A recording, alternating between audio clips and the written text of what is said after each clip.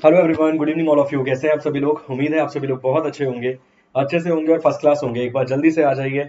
रात के बज रहे हैं 8, घड़ी की सुई 8 पे आके रुक गई है। अब 8 से लेकर जो 9 साढ़े 9 तक का टाइम रहेगा भाई, वो मुझे दे दो अपने जीवन का।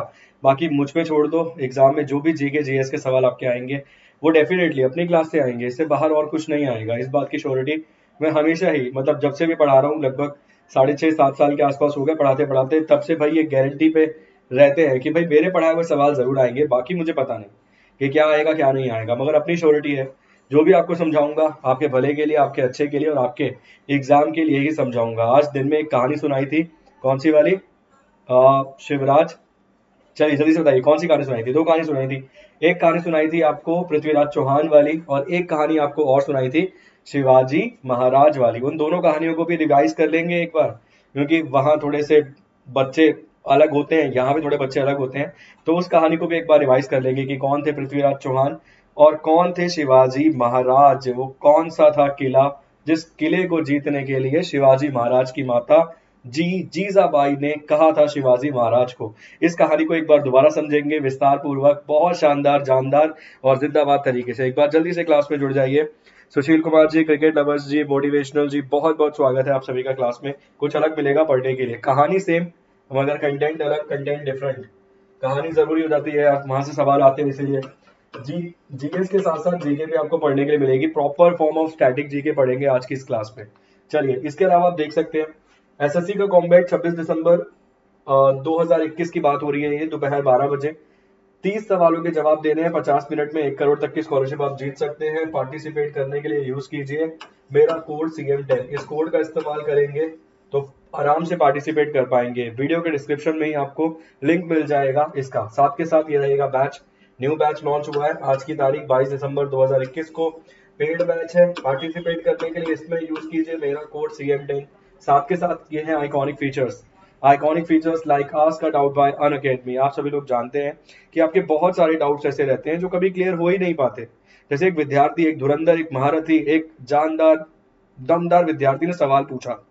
मैंने वो कहानी सुनाई पृथ्वीराज चौहान वाली। उसका सवाल पता है क्या है कि फिर वो पृथ्वीराज रासो लिखी किसने अगर चंद्र बरदायु की मृत्यु ऐसे हुई तो? मैं लिख कर ही गया था भाई, ऐसा थोड़ी है कि लिखी नहीं थी। या वो लिखने बैठा था, जैसे ही युद्ध हुआ, तेराइन का द्वितीय युद्ध शुरू हुआ, उसने लिखा पृथ्वीराज रासो और चलिए कहानी पूरी लिखे। लिखकर मरा था। एक कहानी तो ये भी कहती है कि वो जो पृथ्वीराज चौहान की वाइफ थी, फटाफट बताइए क्या था उनका नाम, जो जयचंद की बेटी थी, तो उसने और चंद्र बरदायु ने साथ में ही खुदकुशी कर ली थी। एक कहानी ये भी कहती है। कई सारी कहानी आपको मिल जाएंगी, मगर मेरी वाली कहानी एक्यूरेट रहेगी, हमेशा याद रखना। इसके साथ साथ ये है टेस्ट सीरीज फ्री रहेंगी ऊपर वाली सभी। पार्टिसिपेट करिए, आराम से जाइए अनअकैडमी लर्नर एप्लीकेशन पे। डाउनलोड नहीं किया है तो भाई डाउनलोड कर लो, उसे फायदा होगा।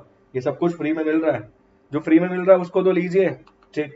साथ के साथ ये रहेगा रेज योर हैंड। इस फीचर का भी इस्तेमाल कीजिए चलती हुई क्लास में। कल मेरी 4 क्लासेस रहेंगी अनअकैडमी लर्नर एप्लीकेशन पे। एक क्लास 1 बजे रहेगी, एक क्लास 3 बजे रहेगी, एक क्लास 7:30 बजे रहेगी और एक क्लास 9:30 बजे रहेगी। जरूर जुड़ना भाई, बहुत जबरदस्त बेहतरीन क्लास रहेगी तुम्हारे हर एग्जाम के लिए। बिल्कुल नया, बिल्कुल यूनिक कंटेंट आपको वहां पे नजर आएगा। जो मुझे पढ़ाना है वो पढ़ाऊंगा कल वहां पे। ठीक। इसके साथ साथ ये रहेगा रिपोर्ट एंड विन। यदि आपको लगता है कि कोई आपको ऐसा असंवेदनशील कंटेंट पढ़ा रहा है जिसके कोई फैक्ट्स नहीं रहेंगे, तो उसे आप रिपोर्ट कीजिए एंड विन कीजिए। एग्जाम्पल के तौर पे अगर मैं बताऊं कि जैसे बलूचिस्तान है, ठीक है, अब कोई आपको बलूचिस्तान को अपने नक्शे में दिखा रहा है और बोल रहा है भाई साहब भारत का ही हिस्सा है, ये तो हमने दे दिया था, गिफ्ट कर दिया था ऐसे, तो वो ठीक नहीं है। ठीक है। और ऐसा नहीं है कि जिस चीज की जानकारी आपके पास नहीं है वो फैक्ट गलत है। जिस चीज को आप मानिए कि वो, जैसे केजी में वेट नाप रहे हैं, अब कोई बोल रहा है भाई केजी में नहीं नाप रहे, हम तो पत्थर रख के नापेंगे। तो जो यूनिवर्सल ट्रुथ है वो तो यूनिवर्सल ट्रुथ ही है ना। जो यूनिवर्सल ट्रुथ नहीं है, आप जानते हो वो यूनिवर्सल ट्रुथ नहीं है। जैसे कोई आपको बोल रहा है पृथ्वी कल खत्म हो जाएगी, आपको क्या चिट्ठी लिखी है भगवान ने, या आपको कोई अंतरिक्ष से लेटर आया है, इस आधार पे वो होगा। ठीक। उसे आप रिपोर्ट कीजिए एंड विन कीजिए बहुत सारे प्राइजेस। चलिए, इसके साथ साथ ये कोर्सेज रहेंगे। 24 महीने के लिए कोर्स के लिए आपको चुकाने पड़ेंगे 7800 रुपए प्रति महीना। आप चाहते हैं तो 325। अगर ये पैसा नहीं चुकाना चाहते तो यूज कीजिए मेरा कोड CM10। साथ के साथ साथ ये 6500 12 महीने के लिए। ये भी नहीं चुकाना चाहते तो यूज कीजिए मेरा कोड CM10 और 542। इन सभी पे आपको डिस्काउंट मिल जाएगा अगर आपने यूज किया मेरा कोड CM10। चलिए, all set, let's crack it. फटाफट से अपनी आंखों के चश्मे वश्मे साफ कर लीजिए। पहला सवाल आपकी स्क्रीन पर आ रहा है इस प्रकार से। चलिए, आई एम सोहेल जी, बहुत बहुत स्वागत है। निक्की जी, बहुत बहुत स्वागत है, बहुत बहुत स्वागत है आप सभी का।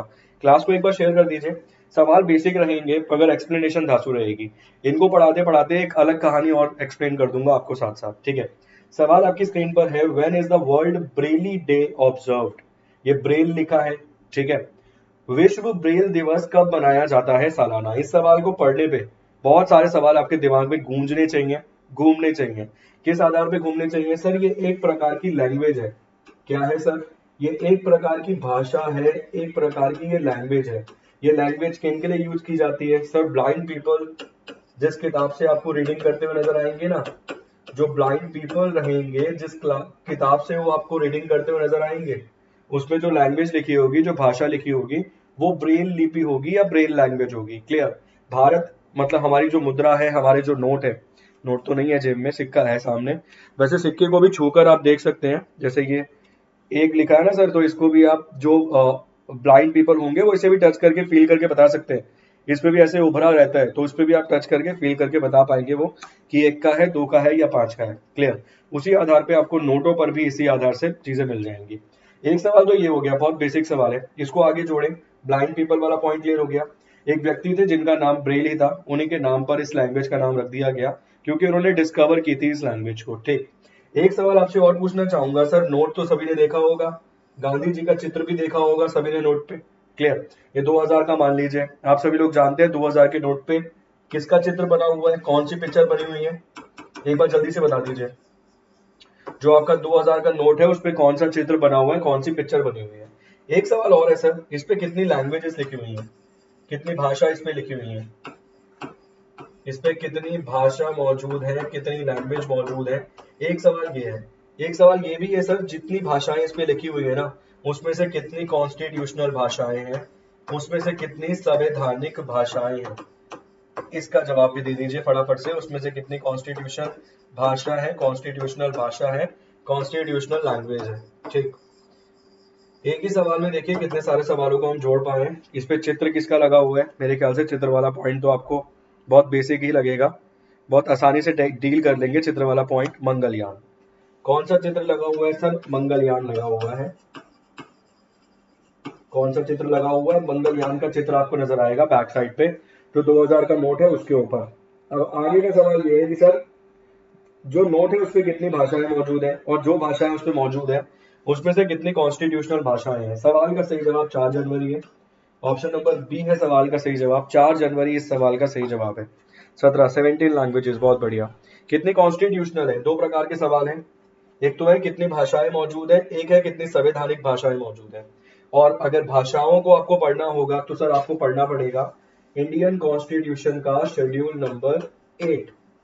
भारतीय संविधान की 8वीं अनुसूची को आपको पढ़ना पड़ेगा, 8th शेड्यूल को आपको पढ़ना पड़ेगा सर। पहले 14 भाषाएं मौजूद थी, एक संविधान संशोधन किया गया सर, 21वां संविधान संशोधन था। उससे एक और भाषा जोड़ी गई जिस भाषा को हम 15वीं भाषा के रूप में जानेंगे। वो कौन सी भाषा थी सर? वो भाषा थी आपकी सिंधी।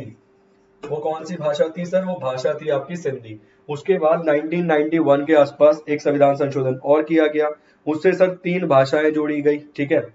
उससे सर 3 भाषाएं जोड़ी गई। उसके बाद सर सन 2002-3 के आसपास एक संविधान संशोधन और किया गया, उससे आपको 4 भाषाएं जोड़ी हुई नजर आएंगी, डोगरी, संथली और बोडो, डोगरी, संथली, मैथिली। इस प्रकार की भाषाएं आपको नजर आएंगी वहां पे जोड़ी हुई, ठीक है। यहाँ पे कोंकणी, नेपाली और मणिपुरी, यहाँ 3 भाषाएं, कोंकणी, नेपाली और मणिपुरी।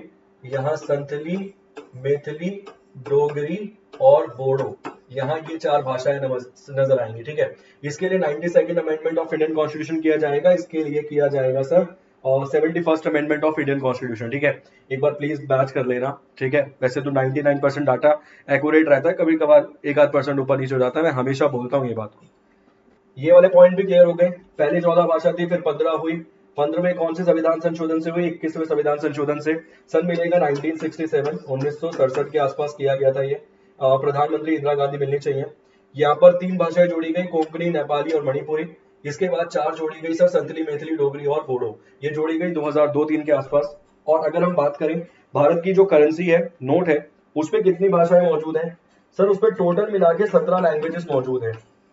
टोटल मिला के उसपे 17 भाषा मौजूद है, टोटल मिला के उसपे 17 लैंग्वेज मौजूद है। और कॉन्स्टिट्यूशनल की अगर बात करें सर 16 कॉन्स्टिट्यूशनल है।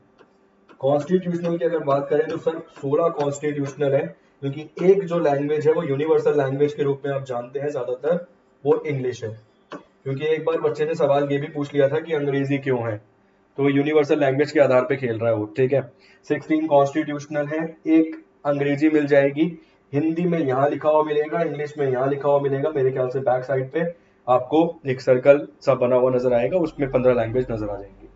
जितने सवाल आपकी स्क्रीन पर लिखे हुए हैं सभी क्लियर हो गए या नहीं, पहले तो ये बताइए। जी बहुत बढ़िया। 92nd अमेंडमेंट 1992 में नहीं हो सकता, 1992 में कैसे हो जाएगा ना, 91 92 में वो 71st मिलेगा, ठीक है। चलिए जी फटाफट जवाब देने की कोशिश कीजिए जल्दी से, क्या रहेगा सवाल का सही जवाब। जी 71st अमेंडमेंट आपको मिलेगा 1991 1992 में, 1992 में, शायद 91 लिख दिया था, मैंने लिखा ही नहीं है वैसे यहाँ पे, 1992 आपको यहाँ मिल जाएगा, ठीक। जितने फैक्ट्स जितने पॉइंट्स आपकी स्क्रीन पर लिखे हुए हैं उम्मीद करूंगा सभी आपको क्लियर हो गए होंगे, सभी आपको समझ आ गए होंगे। एक ही लाइन में इतने सारे क्वेश्चंस क्लियर हमने कर लिए। चलिए अगला सवाल, नेक्स्ट क्वेश्चन आपकी स्क्रीन पर है, लाल बहादुर शास्त्री इंटरनेशनल एयरपोर्ट भारत में कहां पर मौजूद है। बहुत जबरदस्त व्यक्ति थे सर लाल बहादुर शास्त्री जी के बारे में अगर हम बात करें। आप एयरपोर्ट का जवाब दीजिए, मैं आपको कहानी समझाता हूँ इनके बारे में। लाल बहादुर शास्त्री, इनका जन्म हुआ था 2 अक्टूबर 1904 को। 2 अक्टूबर 1904 को इनका जन्म हुआ था सर। पंडित जवाहरलाल नेहरू के मंत्रिमंडल में भी इनको सीट दी गई थी। इसके साथ अगर हम बात करें तो सर ये भारत के रेलवे मिनिस्टर भी रहे थे मेरे ख्याल से। 1953-54 की वो घटना आपको शायद याद नहीं होगी, मुझे याद है, मैं नहीं था उस टाइम मगर मैंने पढ़ा है। तो 1953-54 की वो घटना, इन्होंने अपनी मदर को ये बोल रखा था, अपनी माता जी को ये बोल रखा था कि मैं एक रेलवे में छोटा सा कर्मचारी हूँ, और एक फंक्शन होना था सर रेलवे का। इनकी माताजी उस रेलवे के फंक्शन में पहुंची और वहां जाके इनकी माताजी ने 4-5 लोगों से बोला कि भाई मेरा जो बेटा है वो चपड़ासी है, इस प्रकार से कुछ बोला कि मेरा जो बेटा है वो एक छोटा सा अधिकारी है, चपड़ासी है रेलवे में, तो कृपा करके आप बताइए उनका नाम लाल बहादुर शास्त्री है। तो लोगों ने उनकी माता जी को बड़ी हैरानी से देखा और बोला कि वो आपके कौन लगते हैं। उन्होंने बोला मैं उनकी माता जी हूँ, मैं उनकी मदर हूँ। तो उन्होंने बोला कि आपके बेटे नौकरी नहीं करते रेलवे में, he is a railway minister, मतलब इंग्लिश में नहीं बोला हिंदी में बोला कि आपके बेटे रेलवे में नौकरी नहीं करते, वो रेलवे मिनिस्टर है, वो देखिए सामने खड़े हैं। तो जब लाल बहादुर शास्त्री साहब से ये बात पूछी गई कि आपने अपनी मदर को क्यों नहीं बताया, तो उनका कहना था कि अगर मेरी माता जी को पता होता तो वो मुझसे बोलते कि उसकी नौकरी लगवा दे, उसकी भी नौकरी लगवा दे। इसीलिए उन्होंने कभी बताया ही नहीं था अपनी माता जी को कि मैं रेलवे में नौकरी नहीं करता, मैं रेलवे मिनिस्टर हूँ। ये चीज याद रखना। इसके साथ साथ सर ये जब प्रधानमंत्री बने थे 1965 1960 1964 1964 में ये इस देश के प्रधानमंत्री बन जाएंगे सर भारत के, और 1966 तक ये प्रधानमंत्री के रूप में कार्य करेंगे। 1965 में इंडो पाक वॉर होगा, भारत और पाकिस्तान का युद्ध होगा। एक सवाल सर मेरे दिमाग में यहाँ पे क्लिक किया है, यहाँ पे भारत का रक्षा मंत्री कौन था, डिफेंस मिनिस्टर कौन था जब 1965 का युद्ध हुआ, उस समय भारत का रक्षा मंत्री कौन था, डिफेंस मिनिस्टर कौन था। इसका जवाब दे दीजिए, सवाल बहुत अच्छा बनेगा एग्जाम में, क्योंकि 1962 हमने पढ़ रखा है, 1962, इसके अलावा 1971 हमने इमरजेंसी पढ़ रखी है, ये पढ़ रखी है, ये पढ़ रखी है, और 1975 वाली भी पढ़ रखी है हमने, ठीक है। यहाँ पर आपको मिल जाएंगे के मैनन, कृष्णन मैनन। यहाँ पर आपको मिल जाएंगे सर बाबू जगजीवन राम जो मीरा कुमार के फादर थे। इसके अलावा 1975 में आपको मिल जाएंगे सर सरदार स्वर्ण सिंह। सरदार स्वर्ण सिंह कुछ समय रहे, उसके बाद इंदिरा गांधी जी ने वो पद संभाला। मगर 1965 में जब ये वॉर हुआ इंडो पाक, उस समय भारत के रक्षा मंत्री कौन थे, डिफेंस मिनिस्टर कौन थे, एक तो इसको बता दीजिए। इसके साथ साथ सर ये भारत के एकमात्र प्रधानमंत्री हैं आज तक जिनकी डेथ आउट ऑफ इंडिया हुई है। इनकी डेथ ताशकंद में हुई थी, इनकी डेथ सर ताशकंद में हुई थी। ताशकंद मौजूदा समय में उज्बेकिस्तान की आपको राजधानी के रूप में नजर आएगा। उस समय ताशकंद मौजूद था सर यूएसएसआर में, जिसकी फुल फॉर्म रहेगी यूनियन सोवियत सोशलिस्ट रिपब्लिक। सवाल का सही जवाब क्या है ये भी बता दीजिए साथ साथ सर। हाँ 1992 में 3 लैंग्वेजेस और 1992 अमेंडमेंट से 4 लैंग्वेजेस, बहुत बढ़िया, बहुत जबरदस्त। 71st amendment of Indian constitution added 3 new languages, ठीक है, वो मैंने आपको बता दी, कोंकणी, नेपाली और मणिपुरी, ठीक। अगला सवाल आपकी स्क्रीन पर है, नेक्स्ट क्वेश्चन आपकी स्क्रीन पर है, क्या है इस सवाल का सही जवाब।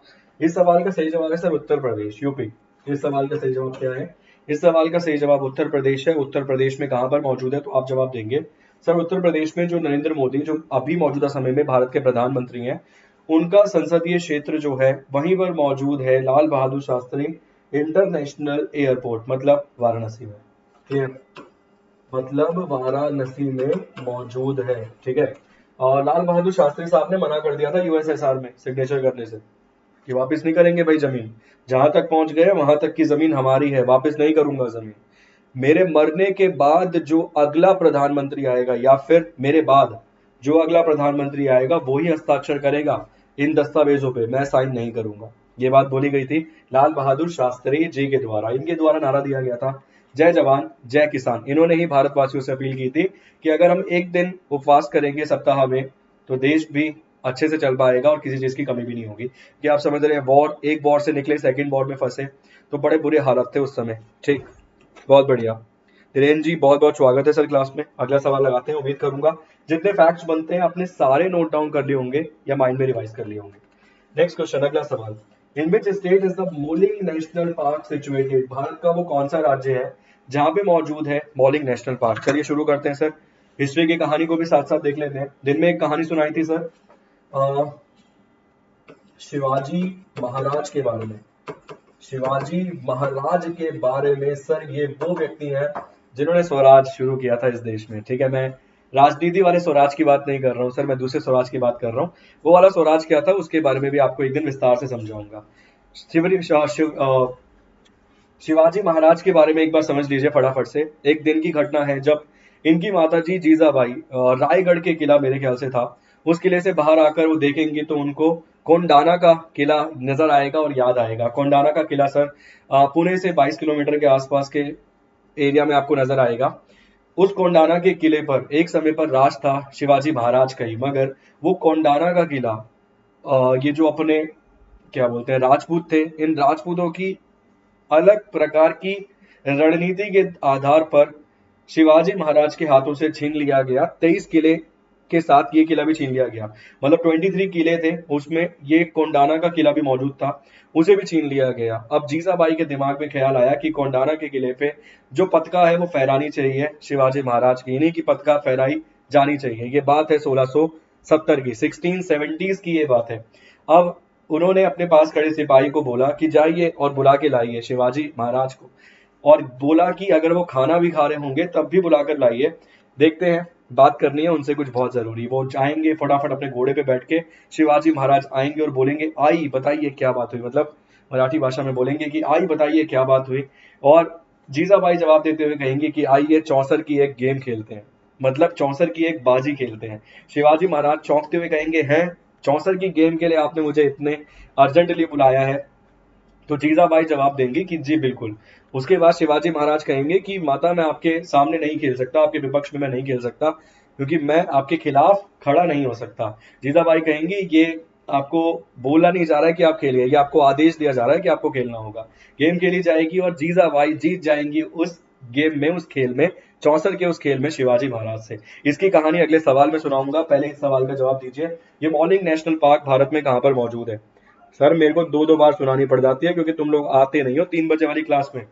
अगर तुम लोग 3 बजे वाली क्लास में भी आने लग जाओ ना रूटीनली, तो इस क्लास में अलग कहानी पे बात कर लेते आज। अब एक दिन में दूसरी बार कहानी सुनानी पड़ रही है सेम, कि पेपर तो तुम्हारा भी है।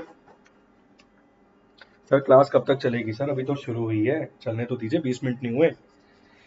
सवाल का सही जवाब सर वो है जहां पर सूर्य उदय होता है। भारत का सूर्य उदय जहां से होता है वहां पर मौजूद है मोलिंग नेशनल पार्क। कहां पर? अरुणाचल प्रदेश।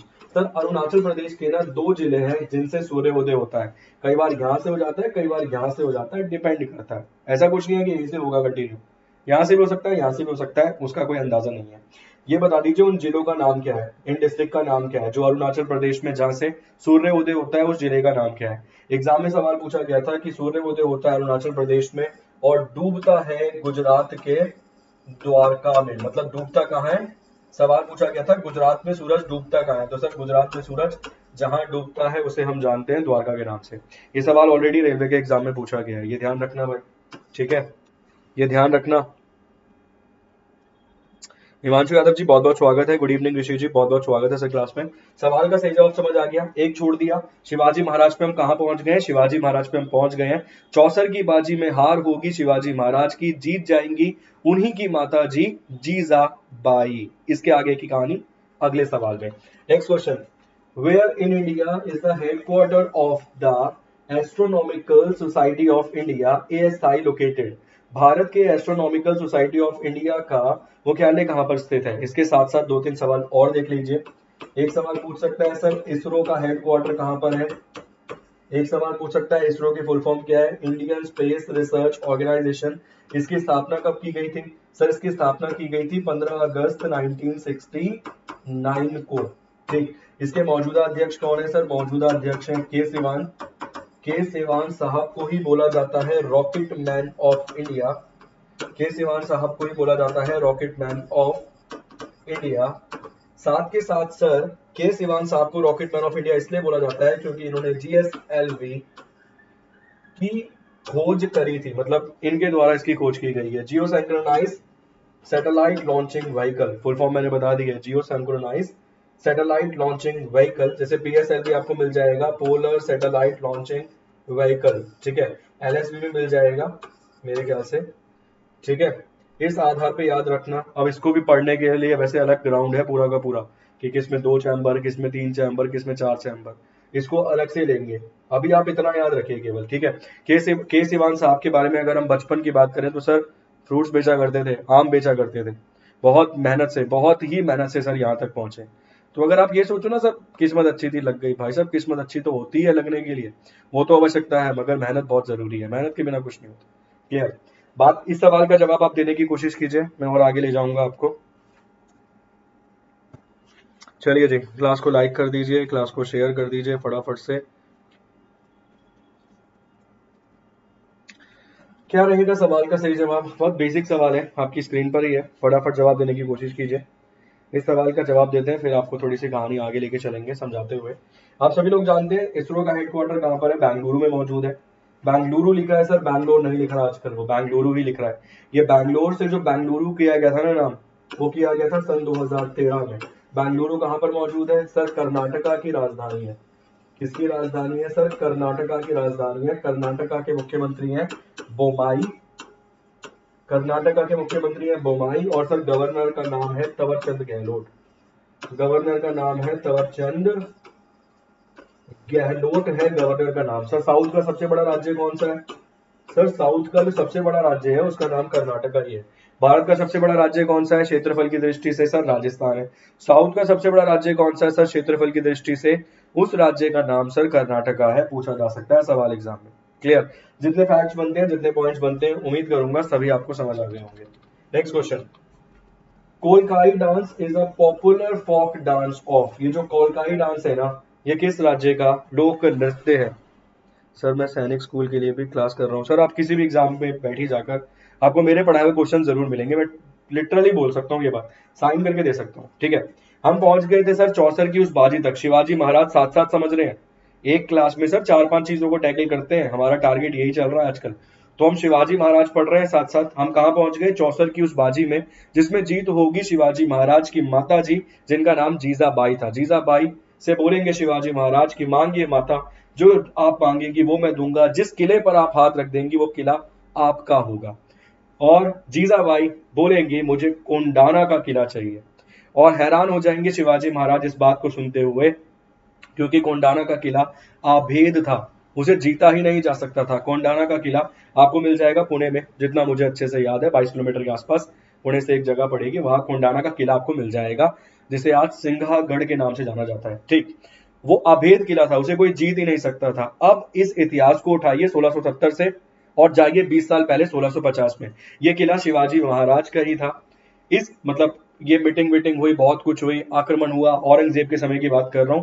पेश किया गया शिवाजी महाराज और शिवाजी महाराज के बेटे संभाजी को औरंगजेब के दरबार में। ये बात है 1650 के आसपास की, जितना मेरे को पता है। उस समय जब पेश किया गया औरंगजेब के दरबार में, तो औरंगजेब सीधा बोलेगा गिरफ्तार कीजिए भाई साहब, कैद खाने में डालिए। और वहां से भागे थे, किसमें बैठकर? सर मिठाई के डब्बों में बैठकर वहां से भागे थे संभाजी और शिवाजी महाराज। और ये वाली जो उनकी बेइज्जती थी ना, वो भूल नहीं पाए थे। तो उन्हें भी कहीं ना कहीं लगा कि जीत लेते हैं कोंडाना का किला, हिला देंगे मुगलों की सल्तनत को, याद रखेंगे कि क्या करके दिखाया हमने भी, और वो भी बोलेंगे ठीक है जीत कर दिखाएंगे कोंडाना का किला, फतेह फतेह हासिल करके दिखाएंगे, माँ आपको दे देंगे। और वहीं उनकी माता प्रण लेगी कि जब तक नहीं जीतेंगे कोंडाना का किला मैं नंगे पैर चलूंगी।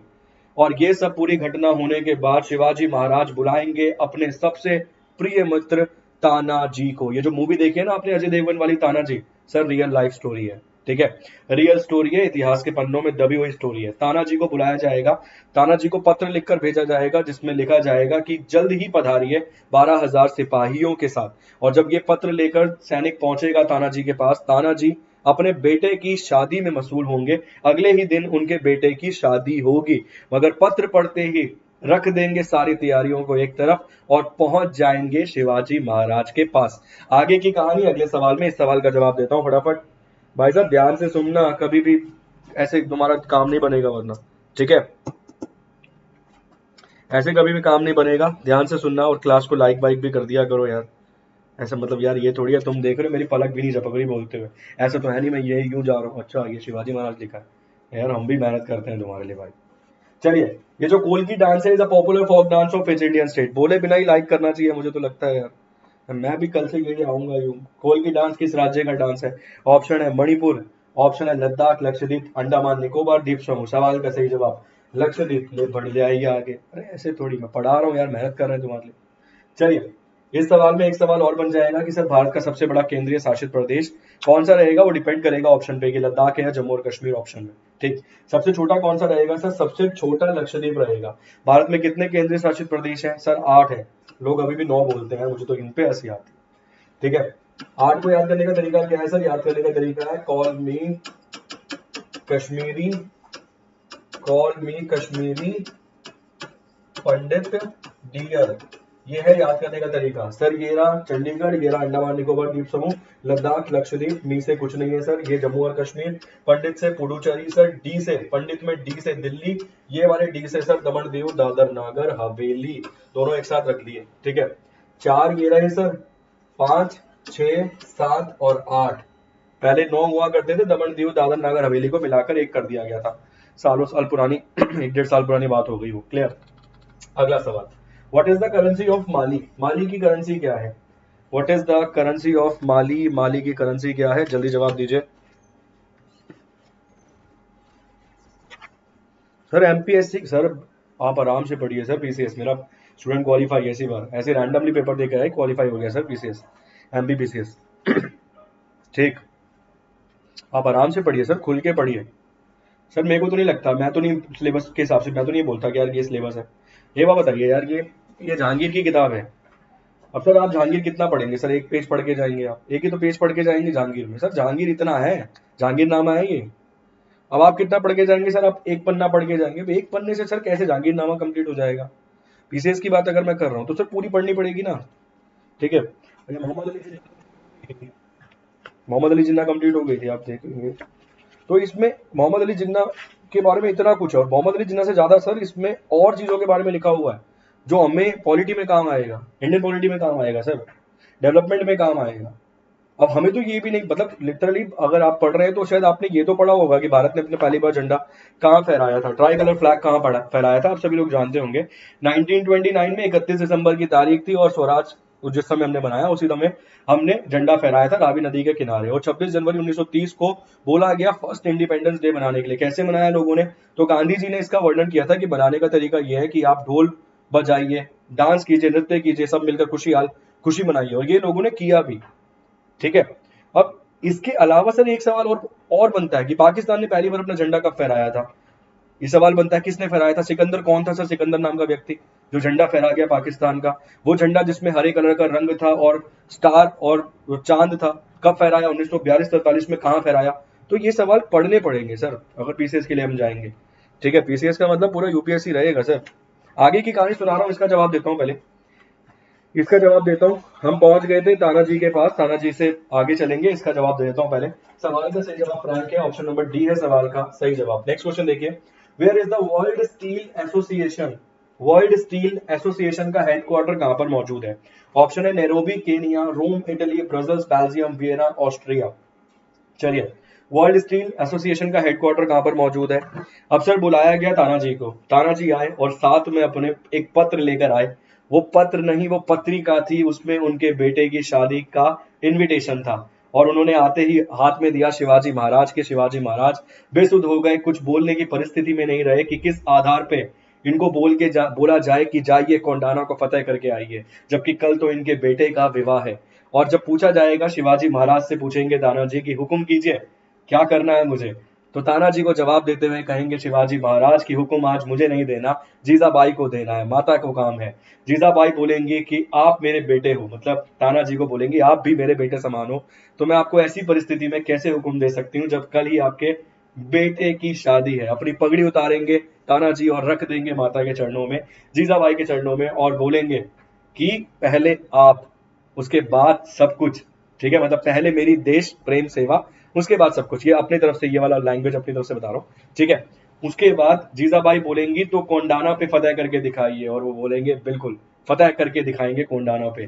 12,000 सिपाही कोंडाना पे जाएंगे, मतलब लगभग अच्छे खासे सिपाही थे, अच्छे खासे सिपाही थे उनके पास। 12,000 बुलाए गए थे, मगर मेरे ख्याल से 12,000 लेकर गए नहीं थे वो, ठीक। अब कोंडाना जहां पर आक्रमण करना था सर, वहां बैठा था उदय भान सिंह। उदय भान सिंह वो व्यक्ति था जो एक दिन में 1.5 गाय खाता था, एक दिन में सर 2 भेड़ खाता था, और 50 किलो चावल खाता था। और ऐसे ही उसके 12 बेटे थे जिनकी सेम डाइट थी।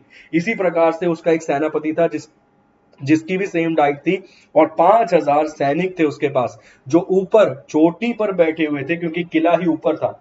किला जमीन से 768 मीटर के आसपास ऊपर था, जितना मुझे एक्यूरेट डाटा याद है, 700 प्लस मीटर्स के आसपास ऊपर था, ऊंचाई पे था। इसीलिए अभेद था, क्योंकि जो भी सेना आएगी उसको देख लिया जाएगा, आराम से विजय प्राप्त हो जाएगी। माता जीजाबाई खुद उनको वस्त्र देंगी पहनने के लिए, सैनिकों वाले तानाजी को, और सभी लोग वस्त्र पहन के जाएंगे। रास्ते में कपड़े बदलेंगे, सिंपल साधारण वेशभूषा में आएंगे, पहुंचेंगे कोंडाना के पास। नीचे कोलियों को, सर कोली मतलब गुलाम होगा इस आधार पे, नीचे कोलियों को छोड़ रखा था उदय भान सिंह ने, और उनको परमिशन ये बोल रखा था जैसे ही आक्रमण हो आप हमें बता देना। कोलियों के साथ घुलेंगे मिलेंगे, थोड़े दिनों बाद उन्हें अपनी असलियत बताएंगे, और सोने और अफीम का लालच देके उन्हें अपनी तरफ कर लेंगे, और उनसे पूरी बात पूछेंगे। और उसके बाद वो ही कोली तानाजी को माता रानी का, मतलब काली माता का भक्त बनाकर भेजेंगे अपने उदय भान सिंह के पास, और वहां फिर आना जाना हो जाएगा उदय भान सिंह का। और एक दिन पता चलेगा उदय भान सिंह को कि आज होने वाली है दावत, ये सभी सिपाही, सभी मुगलिया सिपाही आज भांग के नशे में और वाइन के नशे में चूर होने वाले हैं। इसका जवाब आगे देता हूं, पहले इस सवाल का जवाब देता हूं, ठीक है। वर्ल्ड स्टील एसोसिएशन का हेडक्वार्टर कहां पे मौजूद है? 4 ऑप्शन आपकी स्क्रीन पर है, फटाफट जवाब देने की कोशिश कीजिए। चलिए चलिए जी, फटाफट जवाब देने की कोशिश कीजिए, सवाल आपकी स्क्रीन पर है।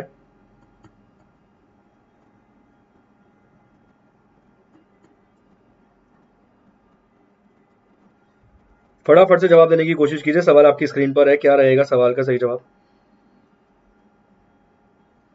अरे भाई ये कौन बोल रहा है कि छत्रपति शिवाजी और सांबाजी भाई? अरे भाई बेटे थे, हमने तो यही पढ़ रखा है। एक बेटे और मिल जाएंगे सर आपको, जिनका नाम मेरे ख्याल से राजा राम प्रथम था। सर इतनी तो हमारी अच्छी याददाश्त है, ऐसे तो आप मत कीजिए। सवाल का सही जवाब है sir Brussels Belgium, option number C सवाल का सही जवाब है। नेक्स्ट क्वेश्चन लगाते हैं फटाफट से।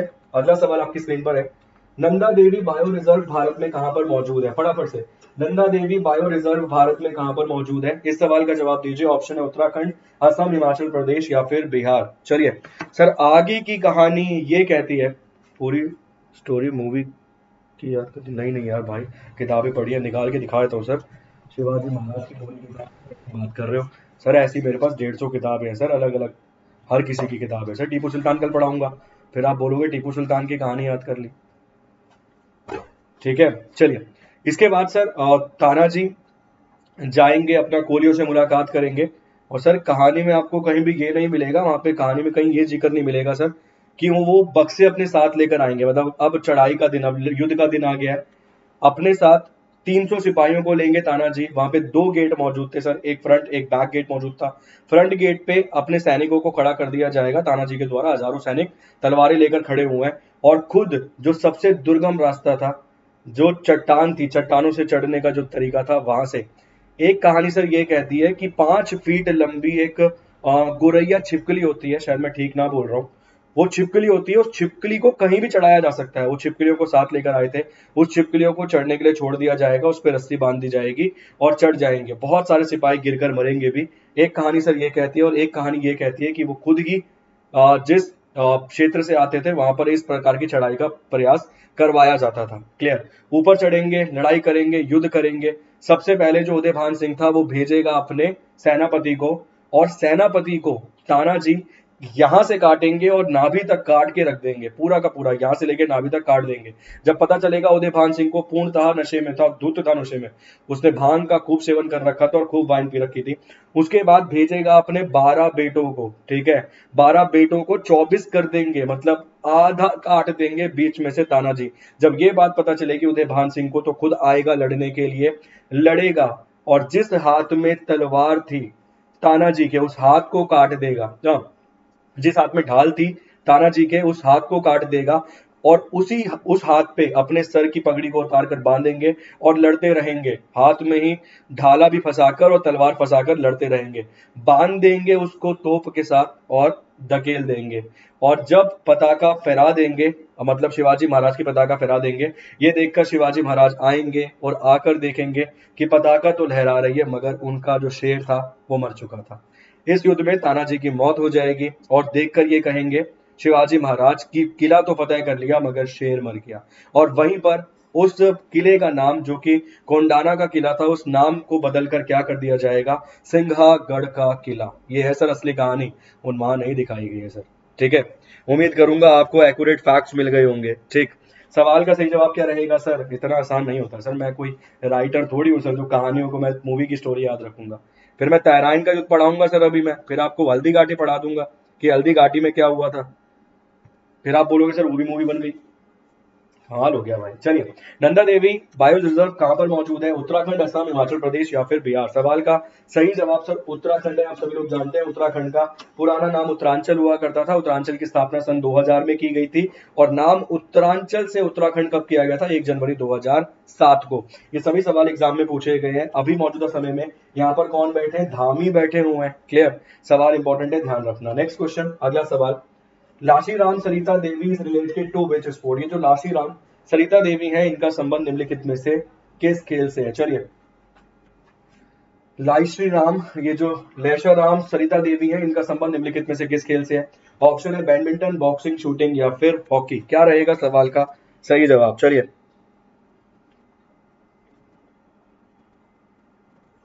वो तो भला मानो बोली, फिर वो तो जो उस दिन वाली सुनाई थी वो कहानी महाराजा फिल्म की, वो तो फिर तुम बोलते सब पूरी कहानी है, मगर यार स्टोरीज वो कहानी में एक्यूरेट थोड़ी उठाते हैं, वो ये थोड़ी पूरी पूरी मूवी बना देंगे उठा के, ये सब चीजें नहीं दिखाई जाती। ठीक है, लास्ट में आपको याद होगा, शायद मैंने तो मूवी भी नहीं देखी हो तानाजी, मुझे नहीं लगता उसमें शायद अजय देवगन मरे होंगे लास्ट में। और सर जो असली कहानी ये कहती है उसमें तानाजी मर गए थे। अगले दिन शिवाजी महाराज उनके बेटे की शादी करवाने जाएंगे और बोलेंगे कि आज से आप मेरे बेटे हो। ठीक, चलिए जी, अगला सवाल, नेक्स्ट क्वेश्चन आपकी स्क्रीन पर है। एक सवाल आपसे और पूछना चाहूंगा, एक सवाल और है आप सभी लोगों के लिए। सर सवाल वो है कि ये जो पहला बैटल था पानीपत का वो आप सभी लोग जानते हैं कब हुआ?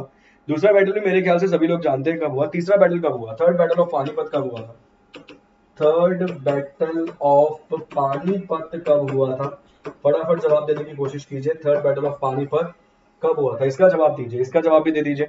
जो सवाल आपकी स्क्रीन पर है, अच्छा क्वेश्चन है, सिंपल क्वेश्चन है, बेसिक क्वेश्चन है, पूरे चांसेस है एग्जाम में आने के। सवाल का सही जवाब बॉक्सिंग है, ऑप्शन नंबर बी है सवाल का सही जवाब, बॉक्सिंग है सवाल का सही जवाब। फर्स्ट बैटल ऑफ पानीपत की अगर हम बात करें तो मेरे ख्याल से अप्रैल 1526 में फर्स्ट बैटल ऑफ पानीपत हुआ था। सेकंड बैटल की अगर हम बात करें तो मेरे ख्याल से वो भी अप्रैल का ही महीना था, 1556 में, 1556 में। ये दो बैटल तो यहाँ हो गए। थर्ड बैटल ऑफ पानीपत की अगर हम बात करें तो कब हुआ था? पानीपत के बारे में मैंने आपको बताया था कि पानीपत जो है वो पांडव के द्वारा बनाया गया एक नगर था। 5 नगरों की स्थापना कराई गई थी पांडव के द्वारा, मेरे ख्याल से पांड नगर या पांडव नगर के नाम से भी पहले जाना जाता था पानीपत को। पानीपत जो है वो दिल्ली से लगभग 90 किलोमीटर की दूरी पर स्थित आपको नजर एक शहर आएगा। ये बहुत फैक्ट्स बहुत जरूरी होते हैं याद करना। 1526 वाला किस किस के बीच था सर? तो इब्राहिम लोदी और बाबर के बीच लड़ा गया। सर ये किसके बीच लड़ा गया? तो हेमू और अकबर के बीच, या फिर हेमू और बैरम खान के बीच जो युद्ध लड़ा गया उसे हम यहाँ जानते हैं। इसके अलावा 1526 वाला आप देख रहे हैं यहाँ पर है। ठीक है सर, 1526 में जो युद्ध हुआ था उसमें हुमायूं ने पार्टिसिपेट किया था या नहीं? इसका जवाब दे दीजिए फटाफट से। अगला सवाल लगाता हूँ, next question, what is the capital of Jamaica? Jamaica की राजधानी क्या है? चलिए 1761 में वो कौन कौन से दो लोग थे सर जिनके बीच में युद्ध हुआ था? एक इतिहासकार ये कहता है कि अगर उस युद्ध में उसकी हार ना हुई होती तो शायद अंग्रेजों ने हम पे कभी कब्जा ही नहीं किया होता। ठीक है, एक इतिहासकार सर ये भी कहता है कि अगर 1526 में जीत गया होता इब्राहिम लोदी तो शायद मुगलों का कभी राज ही ना हुआ होता। एक इतिहासकार ये भी कहता है अगर जीत गया होता हेमचंद्र तो खत्म हो जाता शायद उस समय मुगलिया वंश और स्थापना होती हेमचंद्र जिसकी स्थापना करवाता उस वंश की स्थापना होती। ठीक है, 1526 में सर बहुत कुछ है पढ़ने के लिए, ऐसा नहीं है कि वही बस वो दो लड़ाई की, यहाँ से निकले गली से निकले और लड़ाई हो गई खत्म हो गई। ठीक है सर, जीतने के बाद भी जब हत्या करती जाएगी इब्राहिम लोदी की उसके बाद भी बाबर हर एक सिपाही की काटेगा गर्दन। 1 लाख सिपाही थे, ठीक है, और भी थे मेरे ख्याल से, मगर 1 लाख वाला डाटा तो आप सभी लोगों ने पढ़ रखा है इसलिए बता रहा हूँ। और एक किताब कहती है 12,000 थे उसके पास, बाबर के पास, मगर एक किताब ये भी कहती है कि 15,000 के आसपास थे। ठीक है, एक दल का मतलब इस प्रकार से बनाया गया था कि एक फ्रंट, एक यहाँ से एक यहाँ से, वो तुलगमा नीति, इसके साथ में एक और नीति होती है उगमा, उगमा करके भी कोई नीति है, ये दो नीतियों का इस्तेमाल किया गया था। तो एक तरफ का जो दल था ना उसका नेतृत्व तो हुमायूं कर रहा था, ये याद रखना, ये आज तक नहीं पूछा गया मेरे ख्याल से। ठीक, इस सवाल का सही जवाब क्या रहेगा? जमैका की राजधानी क्या है? अंशुमन जी बहुत बहुत स्वागत है सर, क्वेश्चन नंबर 10 का सी होगा, बहुत बढ़िया। चलिए 10वां सवाल आपकी स्क्रीन पर है, सवाल का सही जवाब क्या है? किंगस्टन इस सवाल का सही जवाब है, ऑप्शन नंबर सी। सवाल भी सारे कराऊंगा, बेफिक्र रहिए। अग्रवाल कप का संबंध निम्नलिखित में से किस खेल से है? अग्रवाल कप का संबंध निम्नलिखित में से किस खेल से है? टेबल टेनिस, फुटबॉल, हॉकी या फिर बैडमिंटन? अग्रवाल कप का संबंध निम्नलिखित में से किस खेल से है? फटाफट से जवाब दीजिए, टेबल टेनिस, फुटबॉल, हॉकी या फिर बैडमिंटन। वो हुमायूं वाली कहानी तो आपको कई बार सुना चुका हूं मैं, ठीक है, हुमायूं वाली कहानी तो आपको मैंने शायद सुनाई है, 1-2 बार सुनाई है। वो हुमायूं वाली वो कहानी शेरशाह सूरी के साथ वाली, कि शेरशाह सूरी के सामने से जब लड़ाई हो रही होगी तो भागेगा भाई साहब, भाग कर छलांग लगाएगा नदी में, नदी में उसको एक जाता हुआ नाविक बचाएगा, उस नाविक को एक दिन का बादशाह बनाया जाएगा। उस बादशाह के लिए जो सिक्के चलवाए जाएंगे वो सिक्के कौन से थे? वो सिक्के थे सर चमड़े के, वो लेदर कॉइन्स थे। तो हुमायूं चलवाएगा लेदर के सिक्के, मोहम्मद बिन तुगलक नहीं चलवाएगा सर। ठीक है, और मोहम्मद बिन तुगलक का भी बहुत जबरदस्त इतिहास है, अगर आप ढंग से पढ़ोगे तो। वो 4 पन्नों वाला पढ़ोगे तो सर कोई इतिहास नहीं है। ठीक है, टेबल टेनिस, फुटबॉल, हॉकी या फिर बैडमिंटन। ऊबर कप और थॉमस कप का संबंध किससे है सर? ऊबर कप और थॉमस कप का संबंध किससे है? ये सवाल का जवाब भी दे दीजिए साथ साथ। टेबल टेनिस का वो बात कर रहा है यहाँ पे अग्रवाल कप की, कि निम्नलिखित में से किससे संबंधित है अग्रवाल कप? ऑप्शन आपकी स्क्रीन पर है, जवाब देने की फटाफट कोशिश कीजिए। सवाल का सही जवाब क्या रहेगा? सवाल का सही जवाब रहेगा sir badminton, option number D रहेगा इस सवाल का सही जवाब, बैडमिंटन रहेगा सवाल का सही जवाब। Next question, the global liability index is release by annually which organisation? Global liability index किस संगठन द्वारा प्रतिवर्ष जारी किया जाता है? द इकोनॉमिस्ट इंटेलिजेंस यूनिट के द्वारा, वर्ल्ड बैंक के द्वारा, ट्रांसपेरेंसी इंटरनेशनल के द्वारा या फिर वर्ल्ड इकोनॉमिक फोरम के द्वारा? चलिए जवाब देने की कोशिश कीजिए। राहुल जी किसका आंसर बताना है सर? बताइए तो, क्या बताऊं सर? आप सवाल तो पूछिए सर, आप सवाल पूछिए सर, आता है तो जरूर बताऊंगा। किस चीज का आंसर बताना है मुझे बताइए सर। वहां जब साथ में मैच करके लिख दिया ना तो आपको ऑलरेडी मान लेना चाहिए था कि सवाल का जवाब क्या है, ऊबर और थॉमस का। ठीक, बैडमिंटन से ही है सर, मैच किया ना तो कहीं ना कहीं मैंने ये अपना यूज किया है ब्रेन, कि मैंने उससे मैच करके नीचे लिखा था ऊबर कप और थॉमस कप का संबंध किससे है, तो बैडमिंटन से ही था। एक वुमेन्स वाला, एक मेल वाला, एक पुरुषों वाला, एक महिलाओं वाला है, बस ये था उसमें। अभिषेक चौधरी जी, अरे भाई नाम नहीं बोलूंगा, सवाल का जवाब दीजिए फटाफट से, क्या रहेगा सवाल का सही जवाब? इसके बाद एक कहानी और सुनाऊंगा, हिटलर की कहानी सुनाऊं क्या? हिटलर की कहानी बहुत जबरदस्त है भाई साहब, मतलब वो मजाक वाली कहानी नहीं, असलियत वाली कहानी की हिटलर हिटलर बना कैसे आखिरकार। चलिए, ग्लोबल लाइबिलिटी इंडेक्स का जो है कौन जारी करता है, सवाल यहाँ पे ये है सर, सवाल का सही जवाब है economics intelligence unit, option number ए है सवाल का सही जवाब, ध्यान दीजिएगा। अच्छा क्वेश्चन है, पूरे चांसेस है एग्जाम में पूछे जाने के। ठीक, where is the headquarter of international boxing association? Association international de boxy amateur AIBA located. International boxing association international de boxing amateur का मुख्यालय कहां पर स्थित है? ऑप्शन है कोलालमपुर मलेशिया, म्यूनिक जर्मनी, ल्यूजियाना स्विट्जरलैंड, लंदन यूनाइटेड किंगडम। वो आपने क्रिप्स मिशन पढ़ा है? वो आपने क्रिप्स मिशन पढ़ा होगा सर मेरे ख्याल से।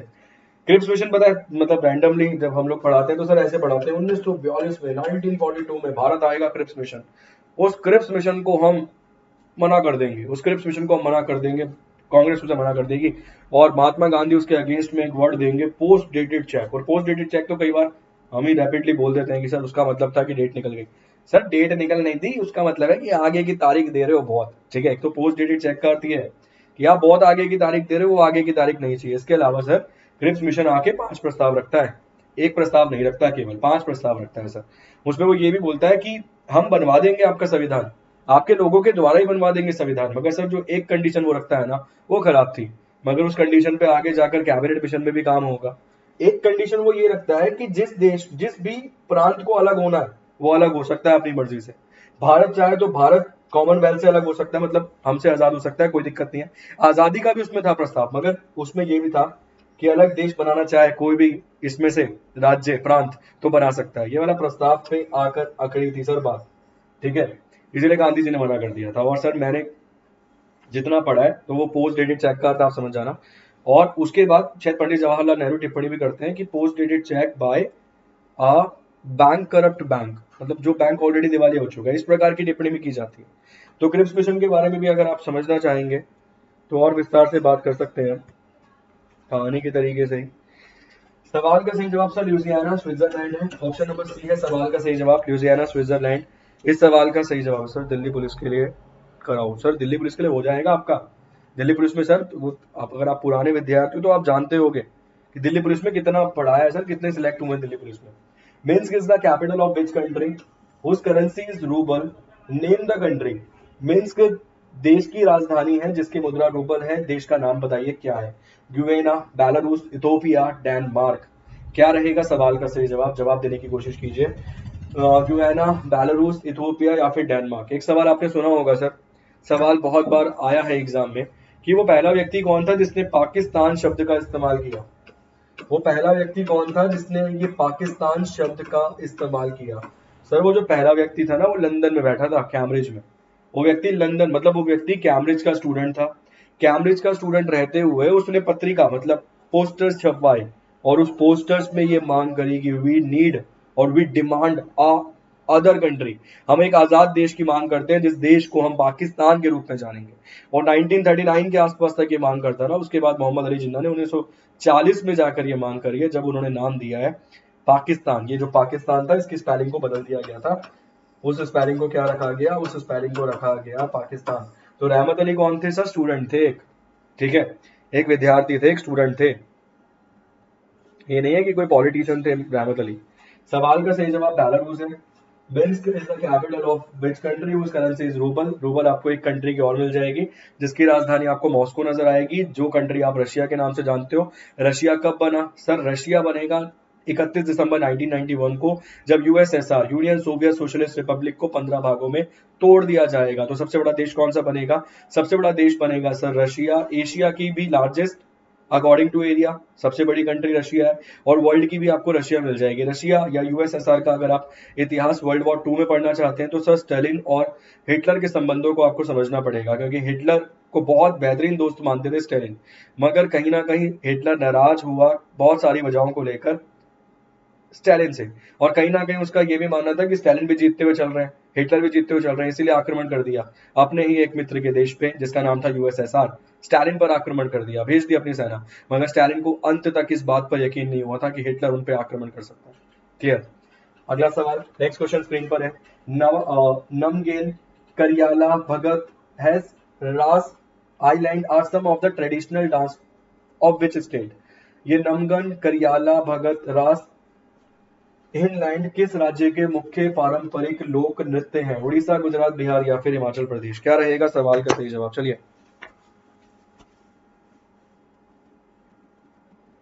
अच्छा, हिटलर के बारे में सुना है सर।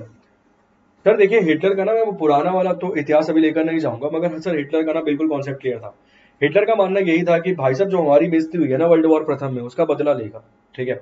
और सर हिटलर जब निकलेगा ना जीत पे तो सर फिर मतलब हिला के रख देगा।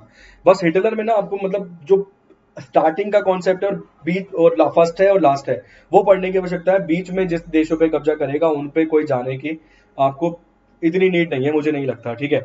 इसके साथ साथ आपको स्टैलिन को भी पढ़ना पड़ेगा जब आप हिटलर पढ़ेंगे। मगर हिटलर के बारे में एक लास्ट जानकारी आपको देता हूँ सर, अंतिम जानकारी, क्योंकि बहुत बड़ा टॉपिक है सर, इतनी मोटी किताब है हिटलर की, अगर आप देखेंगे अच्छी तरह उसको देखेंगे तो उसकी थ्योरी समझाने में थोड़ा समझ आएगा।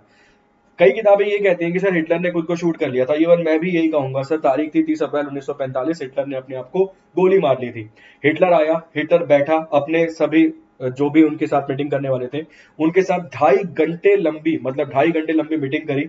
और हिटलर ने मेरे ख्याल से उस दिन उससे एक दिन पहले ही शादी करी थी, और जिससे शादी करी थी ना उसके बहन के पति को गोलियों से छल्ली करवा दिया था, शक के बिना पर, कि भाई साहब इन लोगों के चक्कर में हार रहे हैं। और जिस लड़की से शादी करेगा उसी के भाई के पति, उसी के बहन के पति को छल्ली करवा देगा गोलियों से। इतनी गोलियां मारी जाएंगी जिसकी कोई सीमा नहीं। अब हिटलर आया, मीटिंग करी, हिटलर मीटिंग करके चला गया, और जब 2.5 घंटे बाद हिटलर के दरवाजे को खोला गया ना, तो वहां पे उसने खुद को शूट कर रखा था। उसकी वाइफ ने सर वो जो जहर की गोली थी वो खा रखी थी। और एक कहानी सर ये भी कहती है कि हिटलर ने अपनी बिल्ली को एक बार वो जहर की गोली खिलाकर देखी थी, क्या ये मेडिसिन काम कर रही है या नहीं। एक दिन 2 दिन पुरानी बात ही थी जब हिटलर ने सुसाइड किया, ठीक है। उसने अपनी बिल्ली को गोली खिलाकर देखी थी कि क्या ये गोलियां काम कर रही है या नहीं कर रही हो। जब उसकी बिल्ली की मौत हो गई तो वो समझ गया बिल्ली पे जब काम करेगी तो इंसान पे भी काम करेगी। मगर किसी ने भी ना सर गोली चलने की आवाज नहीं सुनी थी। दिक्कत ये थी, जब वो लोग आए उन्होंने देखा तो किसी ने भी गोली चलने की आवाज नहीं सुनी थी, ऐसा इतिहासकार कहता है। ये इंपॉर्टेंट पॉइंट है, ठीक। चलिए जी, जवाब देने की कोशिश कीजिए, क्या रहेगा सवाल का सही जवाब, ऑप्शन ए, बी, सी या फिर डी। ये कहाँ के फोक डांस है सर, ये हिमाचल प्रदेश के फोक डांस है। हिमाचल प्रदेश की 2 कैपिटल्स आपको नजर आएंगी, शिमला और धर्मशाला, 2 राजधानियां आपको नजर आएंगी। इसके साथ साथ हिमाचल प्रदेश में जयराम ठाकुर आपको बैठे हुए नजर आएंगे। पिन वैली नेशनल पार्क आपको हिमाचल प्रदेश में नजर आएगा, और बहुत सारे मुख्य स्थान आपको हिमाचल प्रदेश में नजर आएंगे। नेक्स्ट क्वेश्चन, अगला सवाल आपकी स्क्रीन पर है सर। सवाल है, identify the correct option. Camp valley national park जो है वो मौजूद है हिमाचल प्रदेश में। नचिंगम नेशनल पार्क जो है सर जम्मू कश्मीर में है। गंगोत्री नेशनल पार्क उत्तराखंड में है। इनकरेक्ट ऑप्शन को ढूंढना है सर, करेक्ट नहीं इनकरेक्ट ढूंढिए, बताइए निम्नलिखित में से कौन सा गलत है। सवाल यहाँ पर ये है, Campbell national park Himachal Pradesh में मौजूद है। बहुत बेसिक भी दिमाग लगाओगे ना तब भी अंडमान निकोबार निकलेगा। चलिए,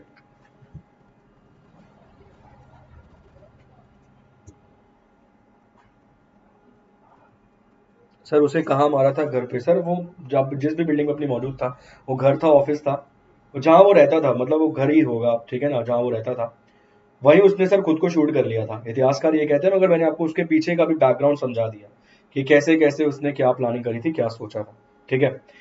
अब ये भी कंफ्लिक्ट है कहीं ना कहीं कि पहले कौन सा देश पहुंचा, यूएस से पहुंचा या यूएसएसआर पहुंचा।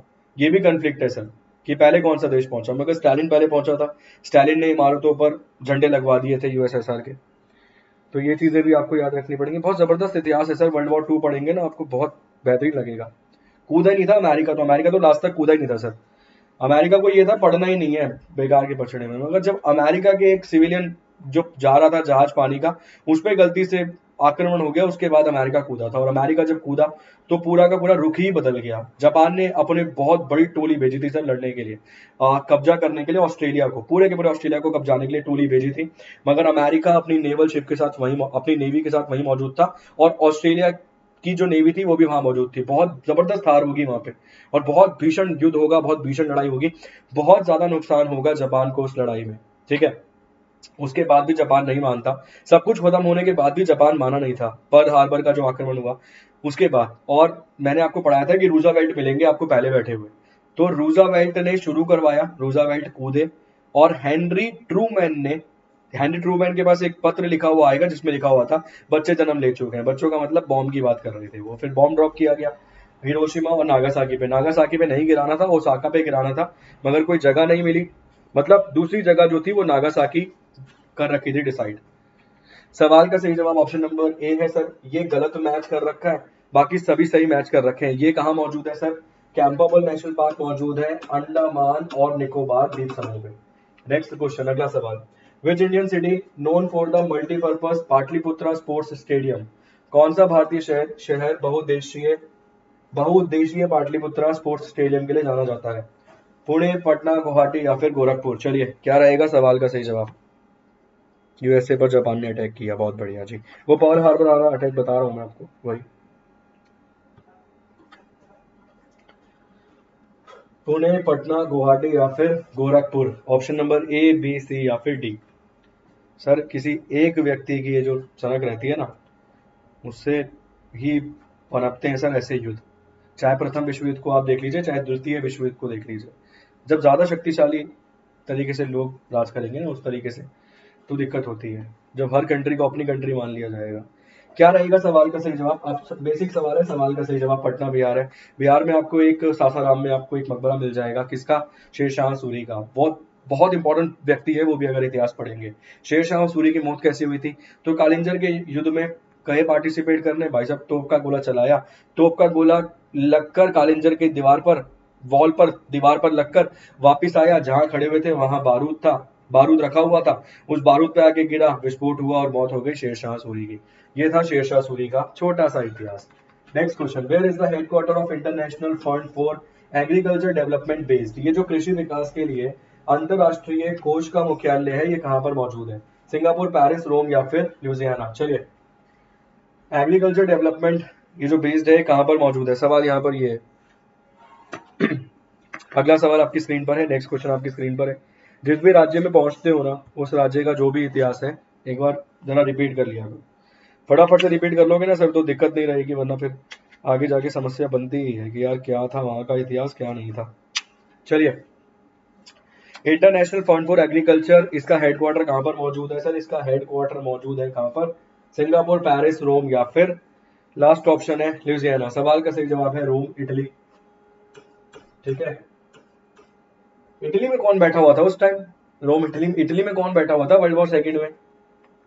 उसके चक्कर में, मतलब हिटलर को मान लीजिए उसने थोड़ा सा अलग तरीके से दिखाया कि भाई साहब हम मजबूत हैं एकदम, हम तो किसी से भी जीत जाएंगे। मतलब जब 3-4 युद्धों में लगातार हार हुई ना, हिटलर समझ गया भाई साहब कमजोर गड़ी है ये। क्लियर? सवाल का सही जवाब रोम, इटली है। Next question, world poetry day कब मनाया जाएगा? अच्छा सवाल है, बेसिक है मगर अच्छा है। विश्व कविता दिवस कब मनाया जाएगा? जल्दी जवाब दीजिए, ऑप्शन ए, बी, सी या फिर डी। वर्ल्ड पोएट्री डे, विश्व कविता दिवस कब मनाया जाएगा? ऑप्शन ए, बी, सी या फिर डी।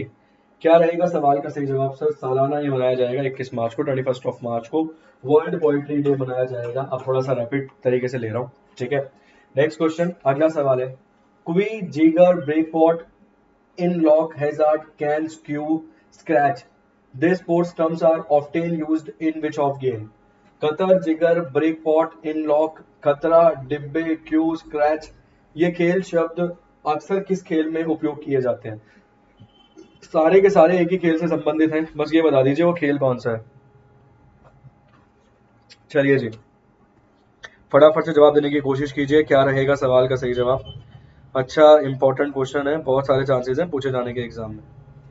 एक ही सवाल में अगर इतना कुछ मिल जाए ना पढ़ने के लिए, तो उसे पहले ग्राफ कीजिए, उसे पहले पढ़िए, और कल बता दो भाई कोई कहानी पढ़नी है तो, या फिर कल डायरेक्ट क्वेश्चन ही कर लेंगे। सवाल का सही जवाब स्नूकर है। और सर कहानी को ना कहानी मत समझो, उसमें से किरदारों को उठाओ। इंपॉर्टेंट क्या है, क्या इंपॉर्टेंट है, क्या सवाल बन सकता है, आपके एग्जाम में क्या पूछा जा सकता है, इसीलिए बताता हूँ ये स्टोरीज, ताकि आपकी मेमोरी बढ़ जाए, आपको वो चीजें याद रहें जो आप किताबों पे हाथ रख के नहीं याद कर पा रहे। गारंटी दे रहा हूँ कभी नहीं भूलोगे, हेमचंद्र ऐसे समझाया एक ही बारी में।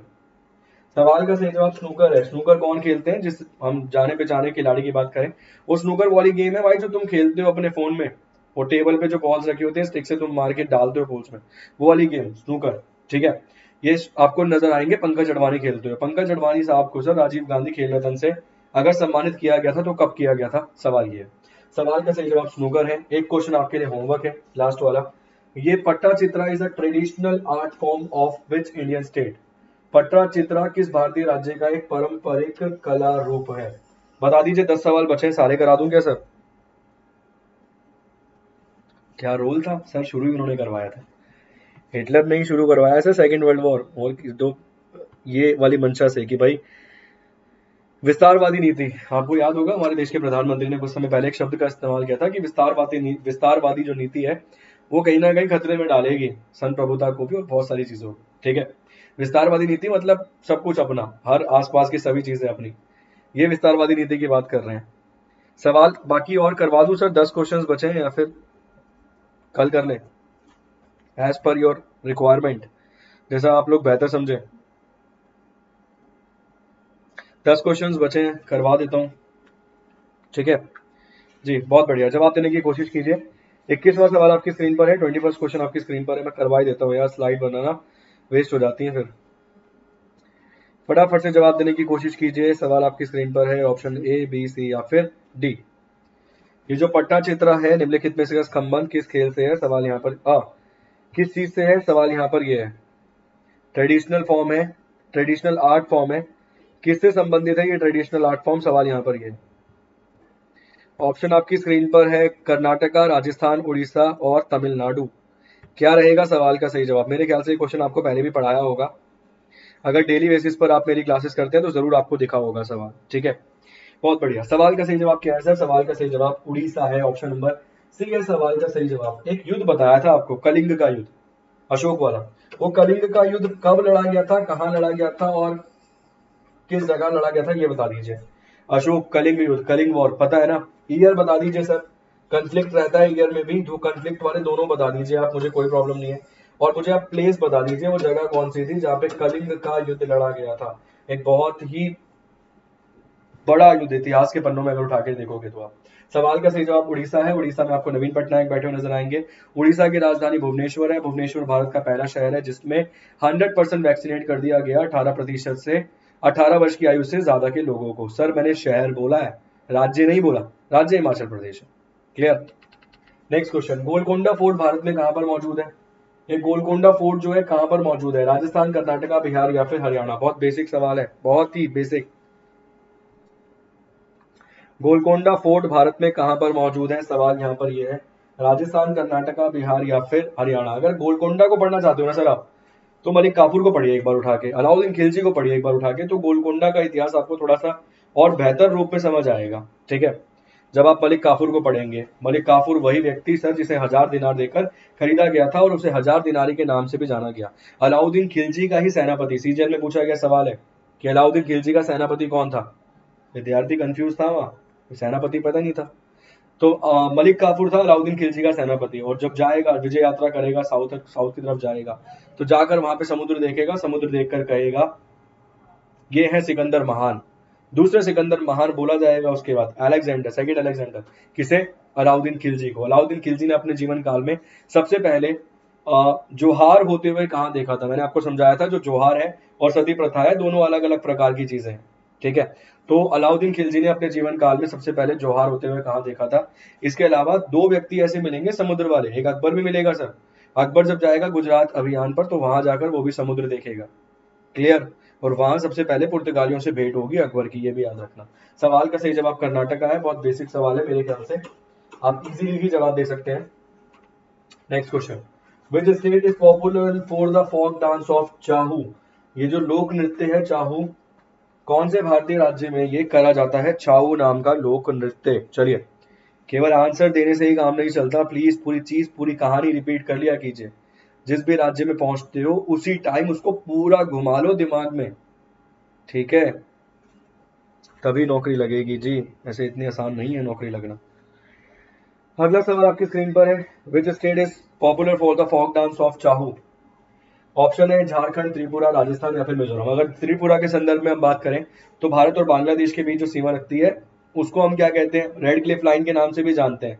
17 अगस्त 1947 को एक लाइन का निर्माण किया गया पाकिस्तान और पूर्वी पाकिस्तान में। पूर्वी पाकिस्तान मतलब ईस्ट पाकिस्तान, जो आज बांग्लादेश के रूप में हम जानते हैं। और 17 अगस्त 1947 बोला है, 17 अगस्त 1947।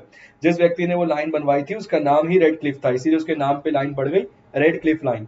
वैसे अगर ऑप्शन में रेड क्लिफ लाइन हो तो टिक कर देना, वरना 2 बीघा या 3 बीघा जमीन भी जो भारत और बांग्लादेश के बीच सीमा है उसे हम जानते हैं। सबसे लंबी सीमा बांग्लादेश किस राज्य के साथ बनाता है? एक सवाल ये बनता है, लिख लीजिए। ठीक है, इसके साथ साथ त्रिपुरा के साथ जो बांग्लादेश सीमा बनाता है उस सीमा को हम जानते हैं 0 डिग्री लाइन के नाम से। उस सीमा को हम जानते हैं 0 डिग्री लाइन के नाम से। ये सवाल भी इंपॉर्टेंट है। इस सवाल का सही जवाब झारखंड है। त्रिपुरा से जो 3-4 सवाल बनते हैं साथ साथ हमने वो भी डील कर लिए। बहुत बढ़िया।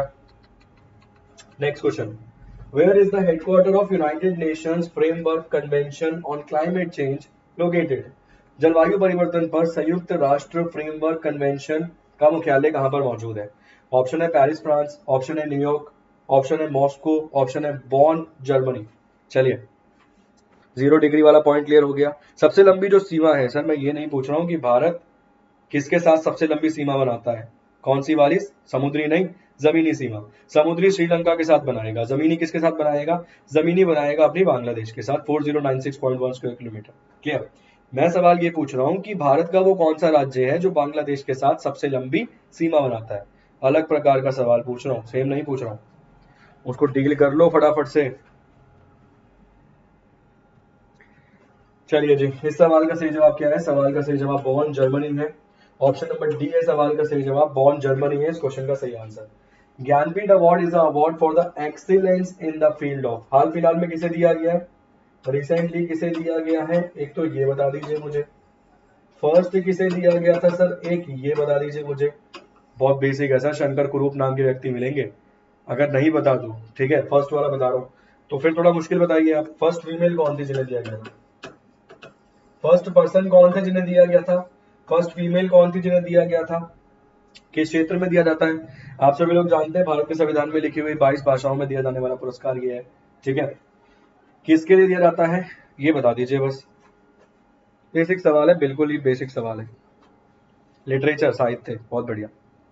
किसके लिए दिया जाएगा, लिटरेचर साहित्य के लिए दिया जाएगा। मैथ्स के लिए तो एबल प्राइज दिया जाएगा ना, इंडिया की बात नहीं कर रहा हूँ, इंटरनेशनल लेवल बात कर रहा हूँ। क्लियर। एबल प्राइज एक महिला को दिया गया था, एबल प्राइज, फीमेल का नाम क्या था, एक महिला को दिया गया था ना एबल प्राइज, वो महिला का नाम क्या था, उनका नाम और बता दीजिए। लिटरेचर हो गया, शंकर ग्रुप समझा दिया, रिसेंटली किसको दिया गया ये बता दीजिए, फर्स्ट फीमेल कौन थी जिन्हें दिया गया था ये बता दीजिए।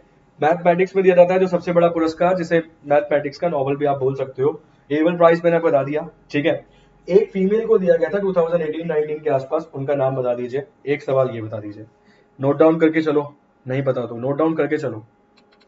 Next question, in which state is the Mudumalai wild life sanctuary located, Mudumalai वन्य जीव अभ्यारण्य भारत में कहां पर मौजूद है, केरल, कर्नाटका, तमिलनाडु या फिर आंध्र प्रदेश। बांग्लादेश के साथ असम हो सकता है, क्यों सर वेस्ट बंगाल नहीं हो सकता, पूछ रहा हूं मैं आपसे ऐसे ही। हरेंद्र कुमार जी, हो सकता है, क्या होता है, और सर ये होगा ये बताइए ना सर, क्या होगा ये बताइए। वेस्ट बंगाल क्यों नहीं हो सकता सर, पश्चिम बंगाल क्यों नहीं हो सकता, पता है जब पश्चिम बंगाल, जब ये अपना 1972 1971 3 दिसंबर 1971 आप सभी लोग जानते हैं वॉर शुरू हुआ भारत पाकिस्तान का। 16 दिसंबर 1971 को एक नया देश बनवा दिया गया भारत के द्वारा, जिस देश का नाम बांग्लादेश है। बांग्लादेश अपना आजादी उत्सव मनाता है 26 मार्च 1972 से पहली बार। बांग्लादेश ने एक गाना सॉन्ग, नेशनल सॉन्ग जो बनाया उसे हम जानते हैं अमार सुनार बांग्ला के रूप में, ठीक है। तो सर उस समय वो मुक्ति वाहिनी वाली कहानी भी आपने सुनी होगी, ठीक है, जो सेना थी मुक्ति वाहिनी वाली। तो उस समय बांग्लादेश से बंगाल में बहुत 1 करोड़ के आसपास शरणार्थी आ गए थे सर। भारत का जो बजट था ना, उसमें 300 करोड़ के आसपास का बजट बर्डन पड़ रहा था।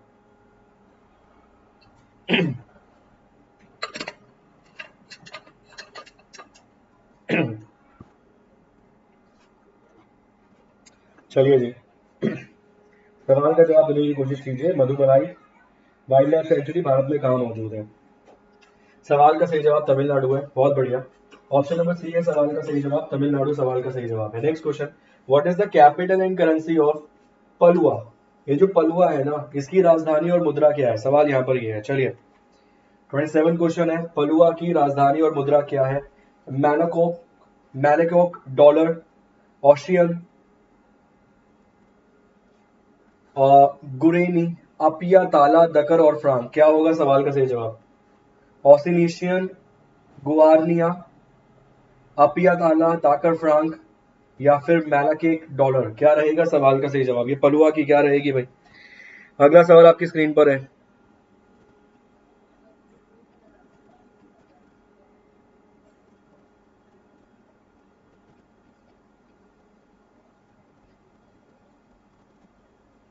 चलिए जी, फटाफट जवाब देने की कोशिश कीजिए, फटाफट से, क्या रहेगा सवाल का सही जवाब।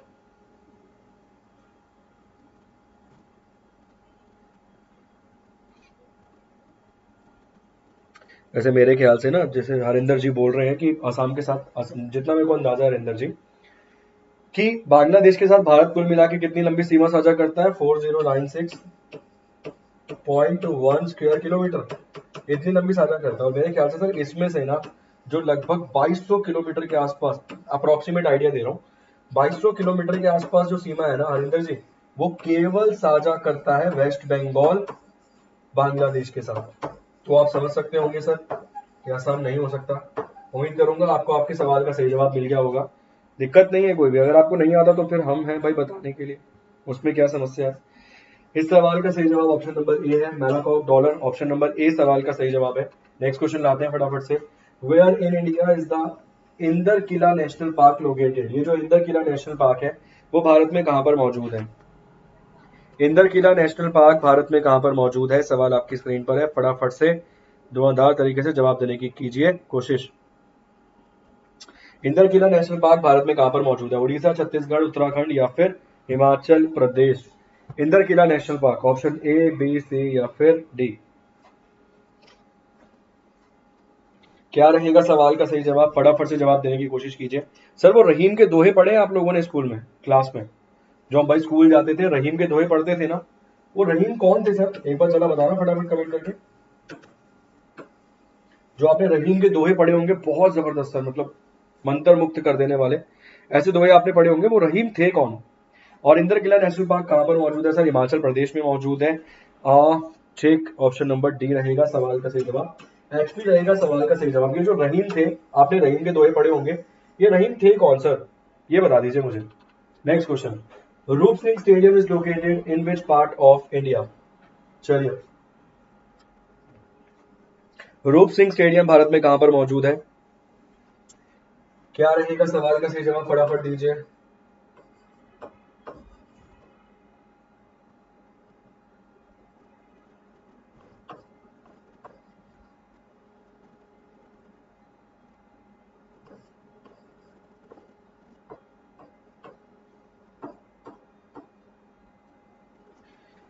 चलिए जी, फटाफट जवाब देने की कोशिश कीजिए, क्या रहेगा सवाल का सही जवाब? सभी सवाल इंपॉर्टेंट है एग्जाम के पॉइंट ऑफ व्यू से।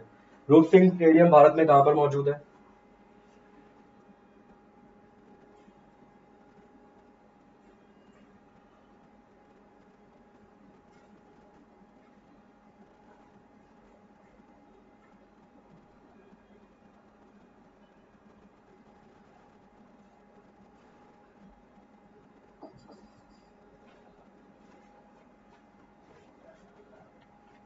हाँ बहुत बढ़िया, रहीम, अबुल रहीम खाने खाना मिलेंगे भाई वो, अकबर के नवरत्नों में जो एक थे, उनके रहीम के दोहे हैं वो।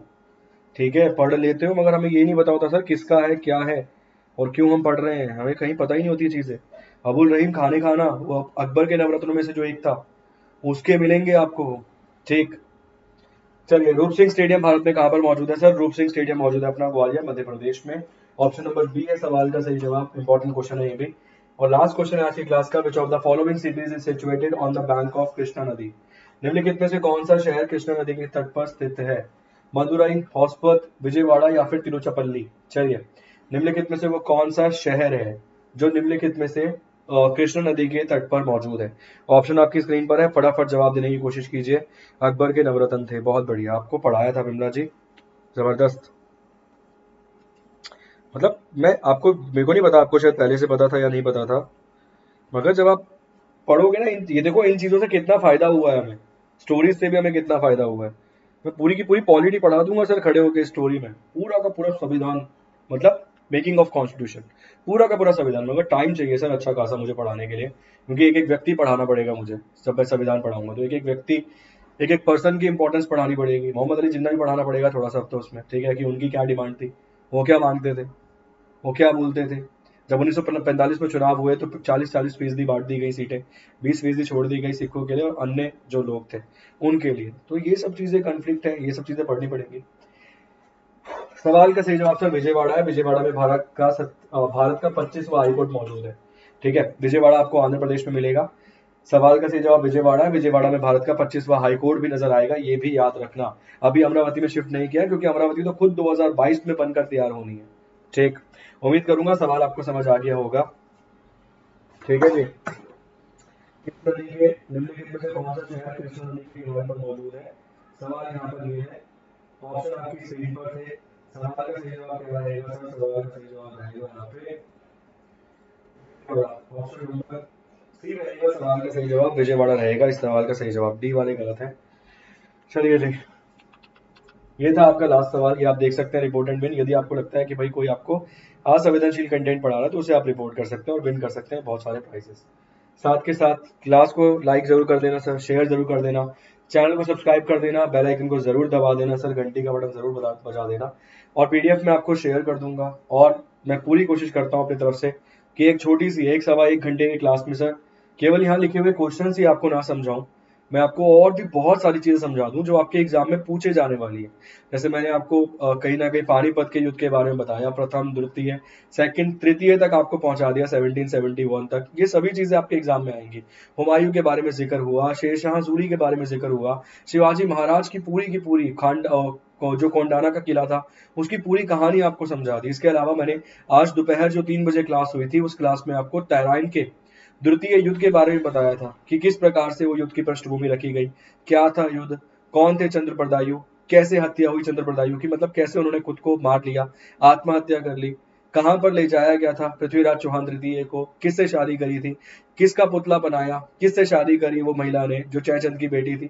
ये सभी चीजें मैंने आज समझाई है दोपहर 3 बजे वाली क्लास में। अगर आप चाहते हैं देखना तो वाईफाई स्टूडियोज पर वो क्लास आपको मिल जाएगी। चलिए, बहुत बहुत शुक्रिया, धन्यवाद सर आने के लिए आप सभी लोगों का और बने रहने के लिए एंड तक।